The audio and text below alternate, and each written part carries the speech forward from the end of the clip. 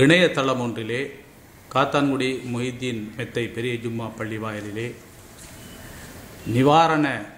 வெள்ள நிவாரணத்தின் போது ஏற்பட்ட பிரச்சனைகள் தொடர்பாக ரகளை நடந்ததாக இணையதளத்திலே குறிப்பிடப்பட்டிருக்கிறது. இது தொடர்பாக மொஹிதீன் மெத்தை பெரிய ஜும்மா பள்ளி நிர்வாகத்தினர் என்ன கருத்துக்களை கூற விரும்புகின்றார்கள் என்பதை இப்பொழுது நாங்கள் கேட்போம்.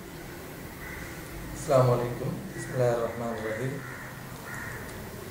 கடந்த 9ஆம் தேதி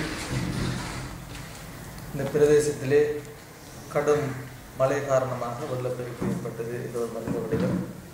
இந்த 9ஆம் தேதி எங்களுடைய பள்ளிவாயிலே எங்களுடைய பள்ளிவாசல் நிர்வாகத்திற்குட்பட்ட தஜ்வீத் கலாசாலையினுடைய தராதர பத்திரம் வழங்கும் விழா ஏற்பாடு செய்யப்பட்டிருந்தது. அன்று அந்த மழை நிமித்தம் அந்த நிகழ்ச்சி நடாத்துவதற்காக எங்களுடைய பள்ளிவாயில் நிர்வாகிகள் எல்லாம் பள்ளியிலே கூடியிருந்தோம். அன்றைய நிகழ்ச்சி நடத்த முடியாத ஒரு சூழல் ஏற்பட்டதால் அன்றைய நிகழ்ச்சியை ரத்து செய்துவிட்டு அன்றைய நிகழ்ச்சிக்காக ஒழுங்கு செய்யப்பட்டிருந்த காலை உணவு பனிஸ் என்பவற்றை நாங்கள் உடனடியாகவே எங்களுடைய பள்ளிவாசல் அருகாமையில் உள்ள அண்டியுள்ள வீடுகளுக்கு அன்று காலை உணவாக அந்த பனிசுகளை கிட்டத்தட்ட 400 பனிசுகளை நாங்கள் மக்களுக்கு பங்கிட்டோம். அதன் பின்னர் தொடர்ச்சியாக மழை பெய்த காரணத்தினால் இந்த சூழலிலே மக்கள் சமைப்பது என்பது கடினமாக இருக்கும். ஆகவே மக்களுக்கு ஏதாவது நிவாரண பணிகளில் பள்ளிவாயில் ஈடுபட வேண்டும் என்று நாங்கள் நிர்வாகம் யோசித்துக் கொண்டிருந்த பொழுதுதான் எங்களுக்கு ஒரு தகவல் கிடைத்தது. பிரதி அமைச்சர் ஹிஸ்புல்லா மூலமாக சமைத்த உணவு வழங்குவதற்கான பொருட்கள் விநியோகிக்கப்படுகிறது என்ற செய்தி கிடைத்தது. அதனைத் தொடர்ந்து நாங்கள் தொடர்பு கொண்ட பொழுது மக்பூல் ஹாஜியாருடைய கடையிலே இந்த பொருட்கள் விநியோகிக்கப்பட்டதாக நாங்கள் கேள்வியுற்று அமைச்சருடைய காரியாலயத்தோடு தொடர்பு கொண்ட பொழுது அவர்கள் மக்பூல் ஹாஜியாருடைய கடைக்கு போய் உங்களுக்கு தேவையான பொருட்களை வாங்கிக் கொள்ளலாம் என்று கூறினார்கள்.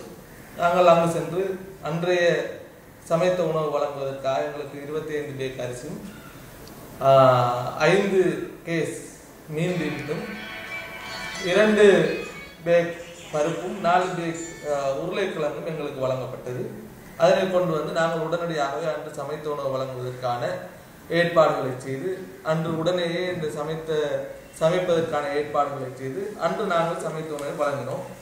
தொடர்ச்சியாக மழை பெய்து கொண்டிருந்த காரணத்தினால் அந்த சமைத்த உணவு வழங்கி கொண்டிருந்த எங்களுடைய நிர்வாகிகள் தொடர்ச்சியாக இந்த மழை பெய்வதனால் நாங்கள் தொடராக ஏதாவது செய்ய வேண்டும் என்று நாங்கள் யோசித்த பொழுது அங்கு குழுமி இருந்த நிர்வாக உறுப்பினர்களான எங்களுடைய உபதலைவர்கள் ஒருவரான ரவுப் ஹாஜியார், சிவில் இன்ஜினியர், அதே போல நசீலா ஹாஜியார், அக்பர் ஹாஜியார், இப்படியானவர்கள் நாங்கள் ஒரு மாட்டுக்கான கொடுப்பனமான 25,000 ரூபாயை நாங்கள் தருவதாக அவர்கள் சொன்ன பொழுது ஏனைய நிர்வாகிகள் மாயர் ஹாஜியார், அதே போல எங்களுடைய தலைவர் மர்சூக் அஹமண்டபை, ரபீக் ஹாஜியார் 15,000 ரூபாய் பெறுமதியான அரிசி தருவதாக, கச்சோம ஹாஜியார் 10,000 ரூபாய் தருவதாக, இவ்வாறு நிர்வாகிகள் உடனடியாகவே அடுத்த நாள் சமையலுக்குரிய செலவை தருவதற்கு முன் வந்த பொழுது நாங்கள் அடுத்த நாள் சமையல் வேலைகளை செய்வதற்கான ஏற்பாடுகளை உடனடியாகவே நாங்கள் செய்து அடுத்த நாள் சமையலுக்கு தேவையான பொருட்களை கொள்வன செய்து அடுத்த நாள் நாங்கள் சமையல் வேலைகளை தொடராக செய்து கொண்டிருந்தோம். அப்ப எங்களுக்கு முதல் நாள் கிடைத்த அந்த பொருட்கள் அரிசி என்பவைகள் சமைப்பதற்கு மிகவும் சிரமமாக இருந்தபடியால் நாங்கள் நல்ல அரிசியை கொண்டு பழுதாகாத கெட்டுப்போகாத நல்ல அரிசியை கொண்டு இந்த உணவை வழங்க வேண்டும் என்பதற்காக நாங்கள் நல்ல அரிசி முத்துச்சம்பா அரிசியை நாங்கள் கொள்வனவு செய்து அடுத்த நாள் நாங்கள் மாடுகளை வாங்கி அறுத்து அந்த அரிசியை கொண்டு நாங்கள் சமைத்த சோறும் கறியுமாக அடுத்த நாள் நாங்கள் வழங்கினோம். தொடர்ந்து இந்த மழை வெள்ளம் பெருகி கொண்டிருந்தபடியால் 3வது நாளும் சமைக்க வேண்டிய சூழல் ஏற்பட்டது. ஆகவே தொடர்ச்சியாக நாங்கள் சில தனவந்தர்களோடு தொடர்பு கொண்ட பொழுது அவர்களும் தாமாகவே முன் வந்து மனமும் வந்து சில அன்பளிப்புகளை நன்கொடைகளை வழங்கினார்கள். அந்த நன்கொடை வழங்கப்பட்ட விவரங்கள் இங்கு இருக்கிறது. பொதுமக்களின் பார்வைக்காக நாங்கள் அதனை முன்கூட்டியே இந்த ஏற்பாடுகளை நாங்கள் செய்திருக்கிறோம். நாங்கள் இந்த வேலைகள் தொடங்குகின்ற பொழுது இதனை நாங்கள் பொதுமக்களின் பார்வைக்கு விட வேண்டும் என்றும் அதே போல எங்களுக்கு அன்பளிப்பு தந்தவர்களுக்கு இந்த கணக்கு விவரத்தோடு நன்றி கடிதம் அனுப்ப வேண்டும் என்பதற்காக எங்களுடைய காரியாலயத்தில் இருக்கின்ற கம்ப்யூட்டர்ல நன்றி கடிதம் ஏற்கனவே டைப் பண்ணப்பட்டு ரெடியாக இருக்கிறது.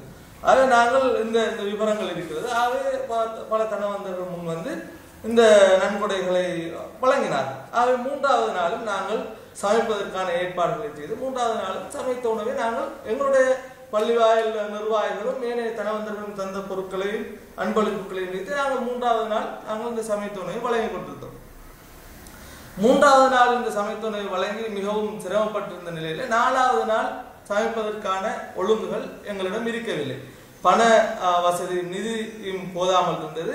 அதே போல இந்த வேலையில் ஈடுபட்டவர்கள் ஓரளவு சலிப்படைந்து இருந்தார்கள். அதே நாங்கள் 4வது நாள் அடுத்த நாள் புதன்கிழமை இந்த சமைப்பதற்கான ஏற்பாடுகள் எதுவும் செய்யவில்லை. 4வது நாள் எங்களுடைய பிரதேசத்தை சேர்ந்த 2 கிராம உத்தியோகஸ்தர்கள் பிரிவு எங்களுடைய பள்ளிவாயல் மகல்லாக்கள் உட்படுகிறது. அந்த கிராம உத்தியோகத்தர்கள் எங்களோட தொடர்பு கொண்டு சொன்னார்கள், பிரதேச செயலகத்தினால் சமைத்த உணவு வழங்குவதற்கான பொருட்கள் வழங்கப்பட இருக்கிறது.